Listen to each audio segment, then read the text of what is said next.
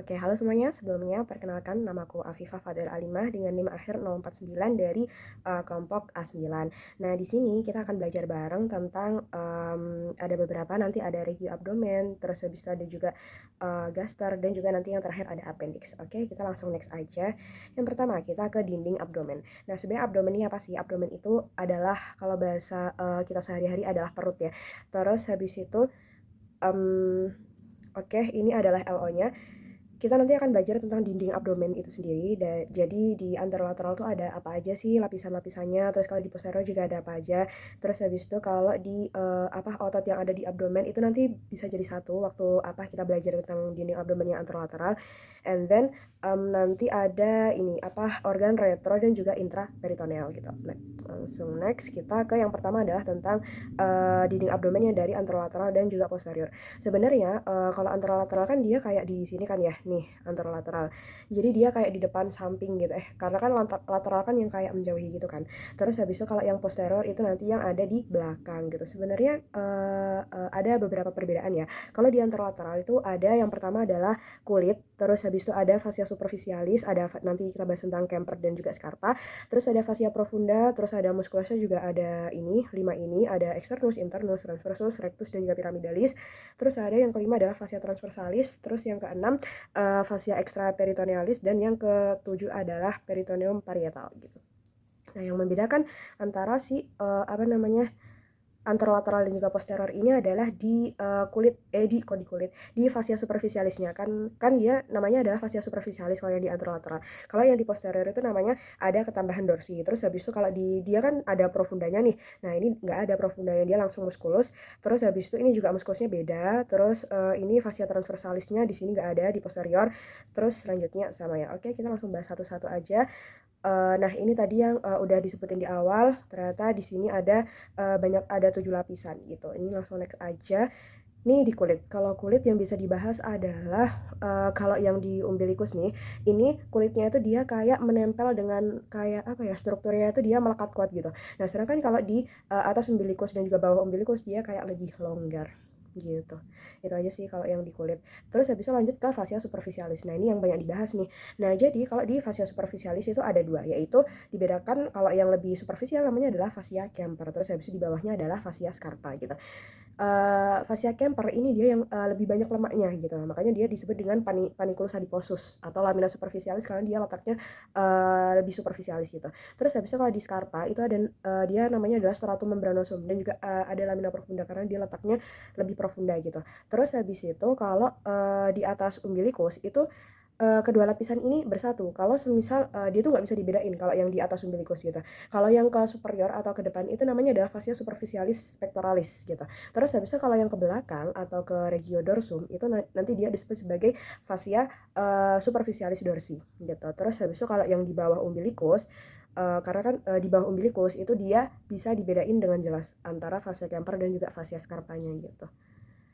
Terus habis itu, nah kalau yang di bagian sini Nah, kalau di bagian sini ternyata fascia scarpa itu dia meluas sampai ke arah skrotum nih. Nah, kalau di sini kan masih disebut fascia scarpa ya. Tapi kalau dia meluas ke arah skrotum itu dia disebut dengan fascia dartos gitu. Terus habis itu kalau dia ke belakang nih, kita telusuri ke belakang. Nah, sampai sini itu udah beda lagi namanya. Namanya adalah fascia coles gitu kan. Terus di paha juga beda lagi. Kalau dia tuh berlanjut ke paha, terus di bawah ligamentum inguinal gitu. Bergabung namanya adalah fascia lata. Gitu guys. Terus habis itu lanjut ke fascia profunda ya. Ke fascia profunda ini sebenarnya dia itu kayak pemisah antara muskul satu dengan yang lainnya gitu. Jadi di sini, ini adalah fascia profunda kan. Nah, ini lihat. Oh, ini fascia profunda musculus. Fascia profunda musculus. Nah, seperti itu. Terus habis itu secara umum sebenarnya lapisan ini tidak jelas sih, tapi kayak yang lebih jelas tuh yang di bagian sini karena dia itu lebih berkembang gitu. Terus habis itu kita next ke sini muskulusnya. Nah, ini dia muskulusnya yang nanti LO-nya gabung nih, ada sistem otot di abdomen sama tadi ya masih bagian dari dinding abdomen gitu. Nah, mungkin ini kita pakai ini aja ya. Oke. Nah, kalau semisal jadi kalau muskulus itu kalau yang di sini itu dibedakan menjadi dua, ya dibedakan menjadi dua, ada flat muscle dan juga vertical muscle. Kalau flat muscle itu ada ini nih, ini namanya adalah musculus obliquus externus.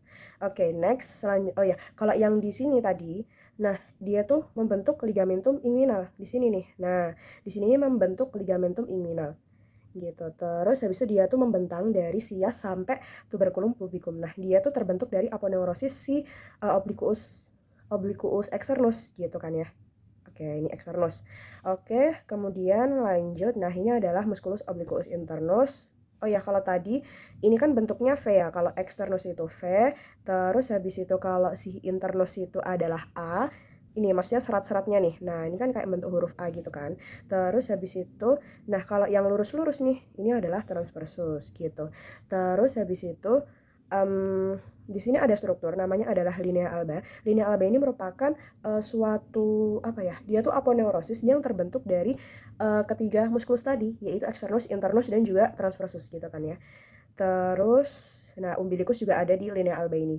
Habis itu kalau kita lanjut ke vertical muscle. Nah, vertical muscle ini dia ada pembungkusnya namanya vagina musculi recti yang nanti bakal dijelasin selanjutnya.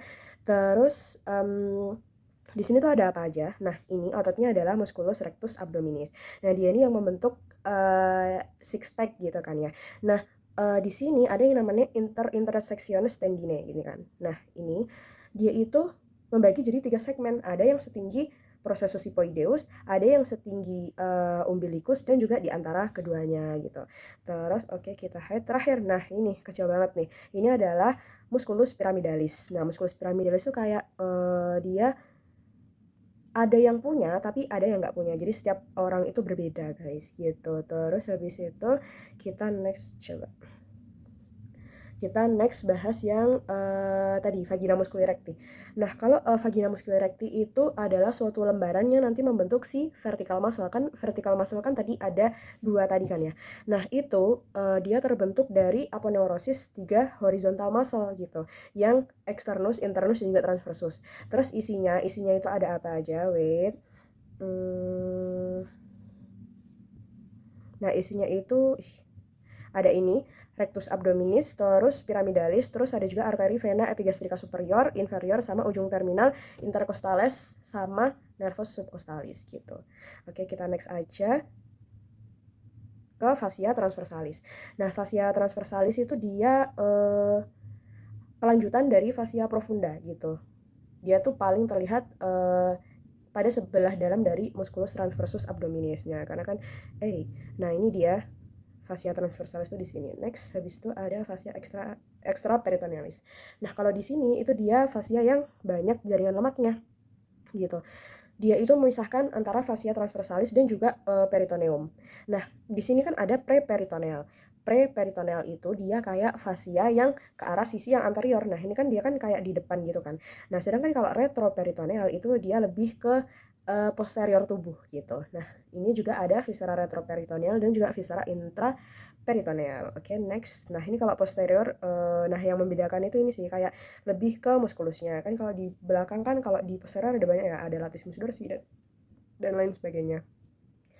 Terus, nah ini dia kita masuk ke LO selanjutnya, ada organ intraperitoneal dan retroperitoneal. Nah, sebenarnya apa sih bedanya antara intra dan juga retro gitu kan ya? Kalau intra itu kayak nih seluruh permukaannya itu dilapisi oleh peritoneum gitu karena dia ada di dalam cavitas peritonealis. Nah, sedangkan kalau yang retroperitoneal itu dia kayak berada di luar cavitas peritoneum dan dia makanya cuma dilapisi di bagian anteriornya doang. Nah, hafalnya gimana? Itu kita hafalnya dengan set Parker. Kalau semisal di retroperitoneal itu kita hafalnya set Parker, berarti kalau yang intraperitoneal adalah organ-organ selain itu. Misalkan S glandula suprarenalis, A aorta, terus ada duodenum kecuali yang par superior karena dia masuk di intra. Terus kalau pankreas itu kecuali kaudanya karena kauda juga masuk ke intra, ada ureter, colon ascendens descendens, kidney, ginjal, esophagus dan juga rektum. Oke, selanjutnya kita akan masuk ke gaster. Nah, ini adalah LO-nya, gimana sih anatomi dari gaster dan juga apa aja sphincter yang ada di gaster. Oke, gaster itu adalah lambung ya guys. Jadi itu ini. Jadi ini adalah letak lambung, dia lebih ke apa namanya? Upper left, upper quadrant gitu kan. Terus habis itu nah ini di dalam ternyata dia ada pelika atau rugenya yang dia untuk membantu untuk apa? Nanti waktu makanan itu masuk. Nah, ini dia anatominya. Yang pertama, ini adalah fundus. Fundus adalah bagian yang atas. Dia itu biasanya berisi udara, guys, gitu. Terus habis itu di sini ada yang namanya kardiak. Nah, kardiak ini yang merupakan suatu struktur yang menyambungkan antara esofagus dan juga lambung gitu ya. Nah, di sini itu ada sphincter tuh, namanya adalah uh, lower esophageal sphincter atau gastroesophageal sphincter. Nah, ini penting banget karena ini itu yang menjaga si asam lambung agar tidak kembali ke esofagus. Nah, apabila terjadi kelemahan sphincternya, maka kalau misal asam lambung itu naik, nanti dia bisa ke arah esofagus dan karena esofagus itu mukosanya tidak tidak tahan asam, makanya dia bisa kayak panas gitu kan ya. Jadi menimbulkan heartburn gitu kan ya. Terus habis itu lanjut di sini ada korpus. Korpus itu tadi yang banyak pelika atau rugenya. Terus habis itu ada pars pylorica. Nah, pars pylorica sendiri ada kanalis pylorik sama ada antrum pylorik begitu. Nah, kalau yang di sini itu ada namanya musculus sphincter pylori gitu. Dia yang kayak dia ini fungsinya adalah untuk menghambat pengosongan lambung gitu ya. Dia tuh letaknya di bawah yang menghubungkan antara duodenum dan juga lambung gitu ya, gaster. Terus habis itu kalau di sini kan ada kurvatura yang minor dilekati oleh omentum minus. Omentum minus ini ada apa aja? Yang pertama ada ligamentum hepatoduodenal yang menghubungkan antara hepar dan juga duodenal, dan juga ada ligamentum gastrohepaticum yang menghubungkan antara gaster dan juga hepar. Terus kalau di sini ada kurvatura yang mayor, itu dia dilekati oleh 4 ligamen. Ada ligamentum gastrocolica, gastroperenica, gastrolienalis, dan juga splenorenal. Oke, kita lanjut ke yang terakhir adalah tentang appendix. Nah, ini adalah LO-nya. Jadi gimana sih letak-letak appendix gitu, dan apa sih yang paling umum, serta bagaimana cara pengukuran, nama garisnya, dan juga titik pengukurannya. Next, nah ini dia. Letaknya itu ternyata bisa bermacam-macam guys. Yang pertama adalah retrosekal. Nih, retrosekal yang kayak mengarah ke jam 11. Nah, retrosekal itu terletak di belakang sekum. Dia tuh ngarahnya ke atas, dan ini merupakan bentuk yang paling umum gitu ya. Terus habis itu kita lanjut ke yang post ilealis. Nah, namanya aja post ilealis, berarti kan dia di belakang kan ya. Dia tuh ngarahnya ke jam 1 atau jam 2. Nah, dia itu letaknya lebih mengarah ke kiri, terus di belakang ilium dan juga mesenterium. Next, kalau di pelvikum ini dia ngarahnya ke jam 5, ngarah ke bawah, terus lewat ke psoas mayor, terus ujungnya melebihi tepi atas panggul bawah begitu. Kemudian next di preilealis, dia tuh lebih ngarah ke jam 1 atau jam 2. Namanya pre, berarti kan kebalikan dari pos kan ya. Berarti dia letaknya di depan, ngarah ke kiri, tepatnya di depan ilium dan juga mesenterium. Terus habis itu kalau subsekal itu ngarahnya ke jam 6. Terus habis itu dia tuh terletak descendant ke caudal. Nah, ini arti dari titik-titik yang putus ini adalah dia di belakang. Nah, ini juga tadi dia di belakang kan ya. Terus habis itu next, nah ini adalah cara pengukurannya. Jadi gimana kita tahu di situ ada appendix gitu kan ya. Yang pertama adalah menurut garis Monroe Picture. Monroe Picture itu dia diukur dari nih sias sampai sias yang dekstra ya. Terus habis itu ke umbilikus. Jadi kita tarik garis tuh set. Terus habis itu kita cari yang sepertiga yang lateral gitu kan ya. Nah, itulah di situ ada titik, itu adalah namanya titik McBurney. Nah, itu dia adalah letak dari appendix gitu kan ya. Dan ini pengukuran yang sering dilakukan, apalagi kalau di skills lab itu kalau titik McBurney itu sering banget dipakai. Terus habis itu ada juga selain itu namanya adalah garis lans. Itu dia diukur dari sias dextra sampai sias sinistra gitu kan ya. Kita tarik garis, terus habis itu ujung appendix adalah 1/6 lateral yang dextra. Jadi 1/6-nya tuh di sini ya kurang lebih, dan itu adalah titik yang titik di mana si appendix itu berada. Oke. Nah, mungkin itu adalah sekian. Terima kasih sudah sudah belajar bareng, dan apabila ada kesalahan mohon dimaafkan. Wassalamualaikum warahmatullahi wabarakatuh.